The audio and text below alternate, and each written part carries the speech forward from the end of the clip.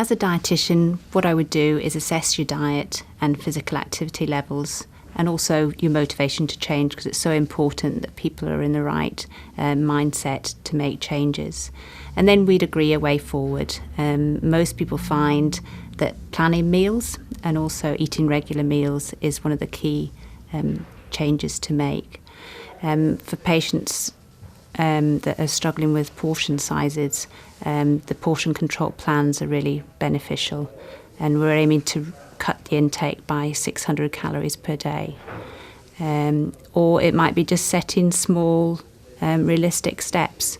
So it could be, taking a 30-minute walk on Tuesday and Thursday, for instance. And we normally recommend not setting more than 3 to 4 goals in a session.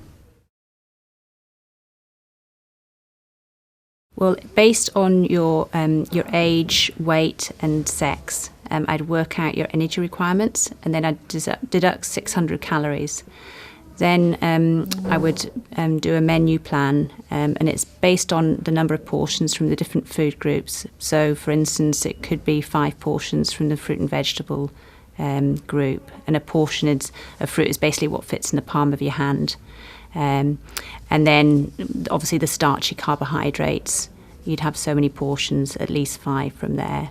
And then the dairy and the protein, and the smaller section should be from the foods high in fat and sugar. So a good diet for people with prediabetes or type 2 diabetes is basically a healthy, balanced diet that's low in fat and sugar and salt, and rich in fruit and vegetables. So the steps to a healthy diet are basically, the first most important step is eating regular meals containing starchy carbohydrates such as bread, potatoes, cereal. And if you can, try and go for the whole grain versions, those with a low GI, for instance, things like basmati rice, oat-based cereals like porridge. The next step is really to reduce your fat intake. Fat is the most concentrated source of calories in your diet. So that's why it's key to reducing that, and particularly saturated fat, so things like ghee, butter, cream. And what you try and do is then replace those with lower fat versions such as semi-skimmed or skimmed milk. The next step is really to increase your fruit and vegetables intake, because they're really low in calories and they can really fill you up.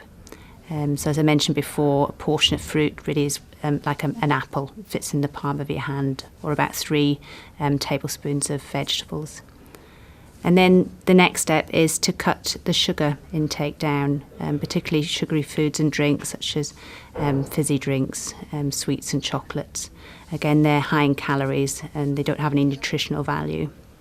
The next step is to reduce salt intake. It's recommended that you have no more than 6 grams per day, which is only about a teaspoon.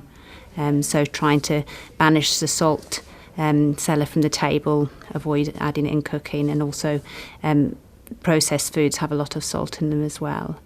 And the final step is to reduce alcohol. The alcohol recommendations for men are 3 to 4 units per day, and for women 2 to 3. And it's really important to have alcohol-free days as well. A unit is basically a pub measure of spirits, a very small glass of wine, or half a pint of lager. The Eatwell plate's a really useful tool.